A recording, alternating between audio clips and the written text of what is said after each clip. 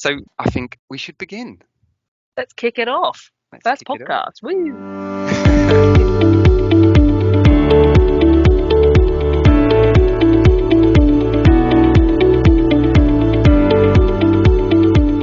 Hello and welcome to the Library News Podcast. It's hosted by your social media team. My name's Paul English. I'm a library team leader at the London campuses. My name's Eva Pickerskill. I'm a library learning advisor at the London campuses as well. Hi, I'm Annie Smith. I'm the library learning advisor at the Manchester campus. Shall we tell everybody what the general idea of this is?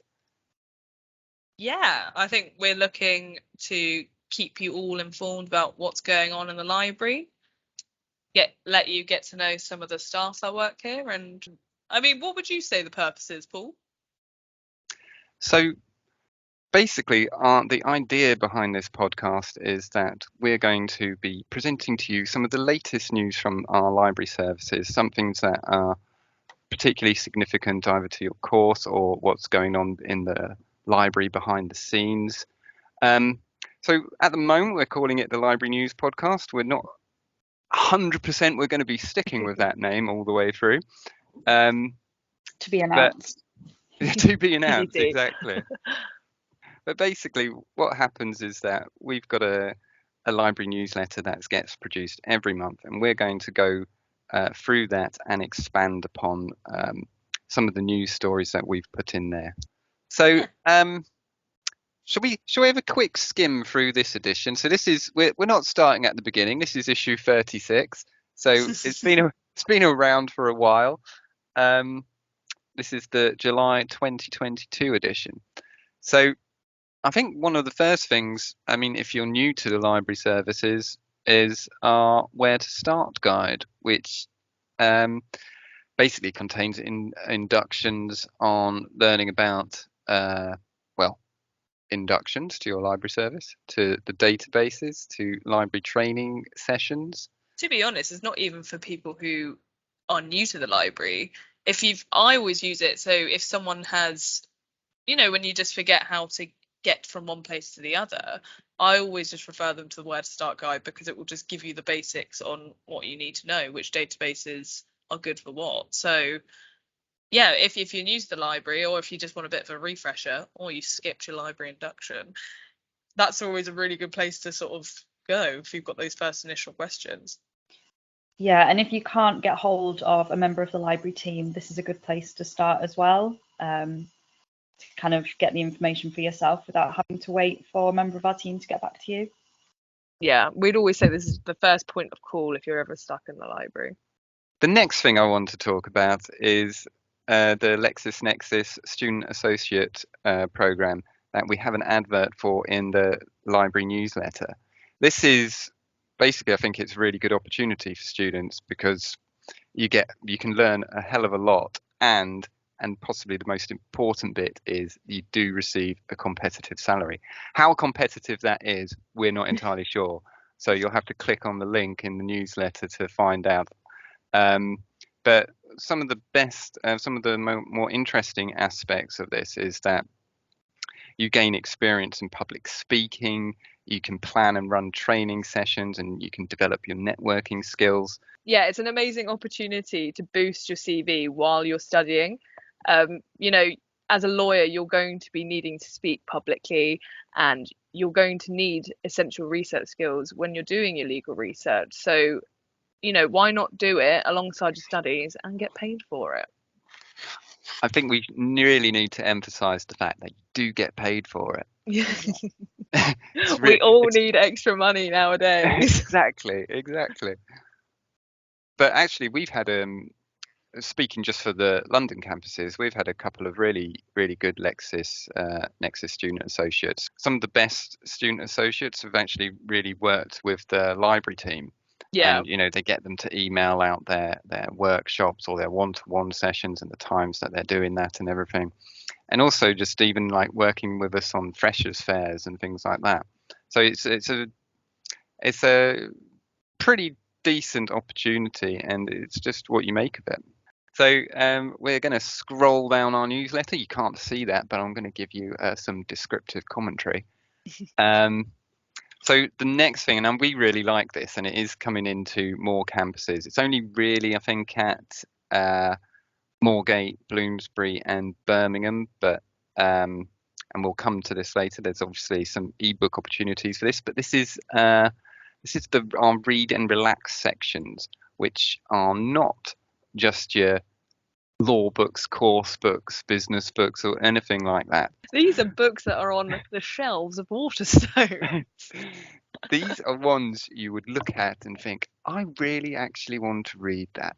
So it's like fiction books. It's got plenty of non-fiction stuff as well. We've got well-being books, but it's not directly linked to your courses. Yeah, I think the idea of these, I assume, is to kind of provide people with a bit of a break from their studies, but still encouraging them to read. Reading is so important when you're at university, but it doesn't always have to be about your course. You can't continue to study all the time. You do need a break. And a wonderful way to have a break is just to sit down, curl up with a book. Exactly. We need some beanbags in the library. We really do. Yeah, I'd love a beanbag. I'd love a beanbag in the library office. But this is something that we're hoping to develop into the other campuses as well. I know Manchester has quite a small wellbeing section, but we're hoping to expand that as well. That's exactly what I was going to ask you, if Manchester were going to join our read and relax revolution. Yeah, I mean, I haven't heard, but I'm sure it's something that I can put together myself.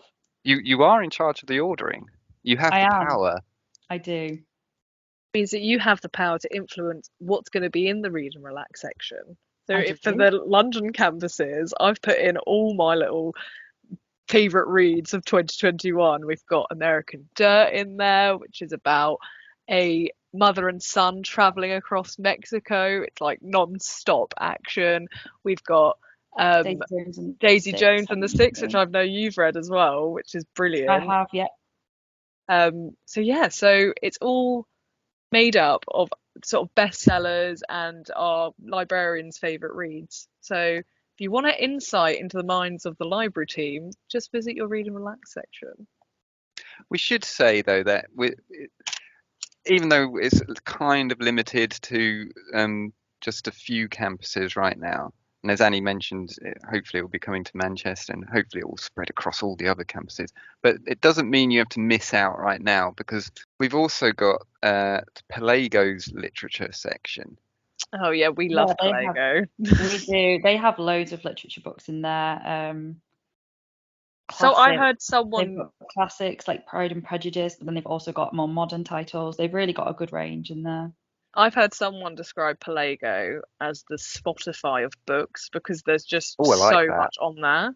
So I know, I thought it was really interesting. But you log in and you've got so many books there, not just academic books, as Annie said. There's a huge amount of fiction on there as well. It also holds your place for you, so you can have like multiple books on the go, and then just kind of dip in and out of them. Like you don't have to restart. It kind of saves where you are, so you can jump from book to book.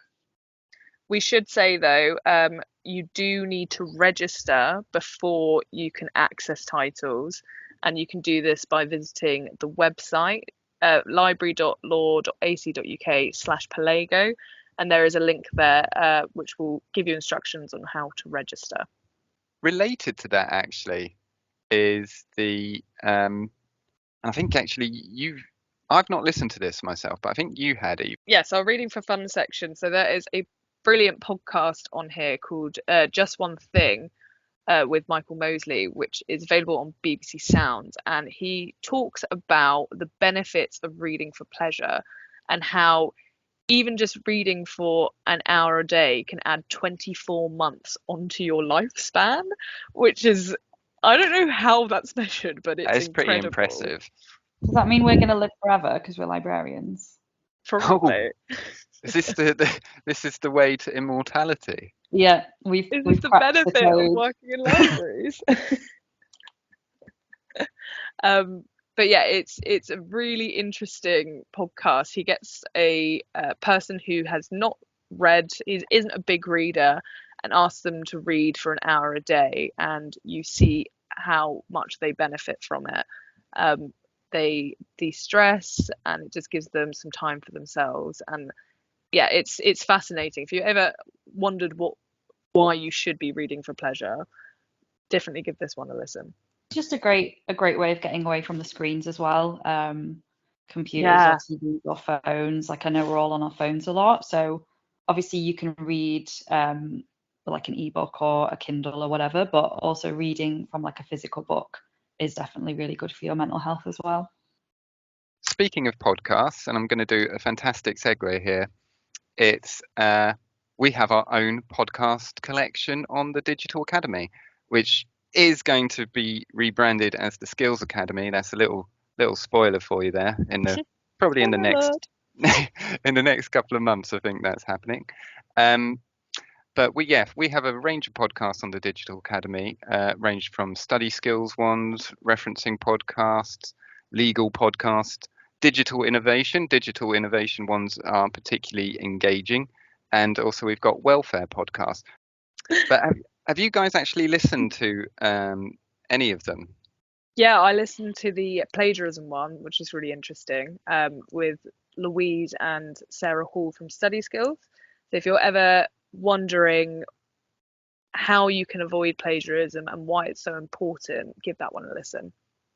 I also was involved in, I was doing the recording for the referencing podcast, where we have two of our librarians just discussing the best techniques and talking about that new-ish referencing website and the examples that you can find there. And that one was actually really, really interesting. And for someone who hasn't had to do referencing for years, it was actually quite informative for me, and I think it would be really informative for you students as well. Annie, don't tell me you've not listened to any of our Digital Academy. Exposed. I listened to the Embedding LinkedIn Learning in the Curriculum one that Matt Carl did. And I've also listened to a few of the study skills ones before. Yeah, they're just handy to kind of have on in the background as well if you're, in the midst of something. Yeah, even if for instance, if you still want to just maintain that sort of study vibe, but you need a break, and you need if you just went for like a 15, let's just say that most of our podcasts are no longer than about 15, 20 minutes. So if you're just going for a quick walk, get a breath of fresh air, just stick on one of these, particularly the study skills podcast, to just maybe have a little reset and get a few more ideas about how to go about doing your work. We're keeping though on the listening vibe here, but it's about motivation, and we have created three playlists. Yeah, if you're anything like me, I need to listen to music to concentrate. I know not everyone's like that. So my choice of playlist is really important when I'm sitting down to study. So we've created three different types of playlists. So we have the ULaw Library's Favourites, which is a eclectic collection of all our different tastes in music. So I think we've got some Elvis on there. Paul, what's on our ULaw Library favourite podcast? Do you remember? A wide range, isn't it? Because it's favourites from everyone across the library team, not just us three. So it's a wide variety. I would say it's not exactly themed, is it? It's very much just a hodgepodge of different genres. Eclectic and hodgepodge are definitely the words to use for this playlist. But that's not to say it's not a good one. No. It's got a lot of variety. The favourites for a reason. Exactly. Ranges from The Clash to Plan B to Pink Floyd. Wuthering Heights is on there. Oh yeah, there's the Elvis Presley. We're just scrolling through it to remind ourselves what's on it. But yeah, Elvis is definitely there. Wuthering Heights, Kate Bush, she's quite big at the moment. So if you're looking for a break from running up that hill, we've got some Wuthering Heights on this playlist. Yeah, and then so if you like listening to music with lyrics in it while you study, that one's for you. If not, we've got two instrumental playlists which we've contributed to. So we have the Calm Study playlist, which are much slower, relaxed music to study to. We have lots of different soundtracks from our favourite films. We've got some Hans Zimmer on there, some Thomas Newman. Definitely to keep the calm study vibe, to de-stress you while you study. And then on the other hand, we've got our epic study time playlist. So if you feel like you're about to go into battle with your revision, this is the playlist for you. Yeah, this We've one's a lot more intense. Very intense. How would you describe it, Paul? Oh, well, epic. Epic. I'd say this one leans more on the motivational side. Yeah, definitely. It definitely puts you in a certain mood, doesn't it? Yeah, you can take on the world once you listen to this playlist. So yeah, if you're looking for a new playlist or some extra motivation while you study, check out our Spotify page at ULaw Libraries. The final thing we're going to mention from our news, from the library newsletter, is the workshop calendar. Now, there's not that much on it at the moment. We still are running study skill sessions. Normally, especially when we're going to come up to the start of the next academic year in September, October time, there'll be so many workshops. So it's really good to just make yourself aware of the workshop calendar, because you've got referencing workshops, legal research workshops, business workshops. You've got so many workshops. Yeah. I mean, Eva, our own Eva, is running a few workshops as well, aren't you? I am indeed. So I am running workshops on how to find journal articles for your dissertation. It's aimed at students who are undertaking a dissertation in law, but it does also touch on how to find them more generally as well. So you don't particularly need to be writing a dissertation to attend these sessions. And I'm hoping to create another one for business students in the autumn. And I did attend Eva's session yesterday, and I you did. can confirm that it is very useful and informative. So I think the final thing to say is, as we are the social media team, is that we'd love you to follow us on Twitter. So that's at ULaw Library.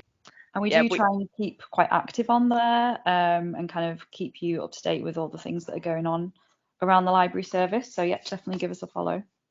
So I think that's it for this first edition. I hope you've all enjoyed listening to it. Have you both enjoyed hosting it?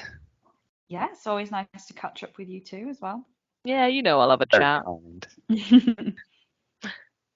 So I hope you've enjoyed listening to it. We're going to go and actually do some library work, and